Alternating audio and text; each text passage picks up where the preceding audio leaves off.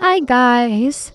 Ito naman, nililinisan na natin yung rep tab na nakuha natin sa junk shop. Minanawan nga muna namin to ng tubig kasi may mga putik na nakadikit. Tapos ito hiniskus na namin ng sponge at sabon. Kailangan kasi malinisan mabuti yung rep tab. Baklasin nga pala namin yung nakalagay dyan. Katulad na lang nung switch ng rep. May mga butas kasi yan kailangan takpan. Gampihan ito nung nilinisan namin. Para kasi tuyong-tuyo na pag tinakpan natin ang bowl kasil.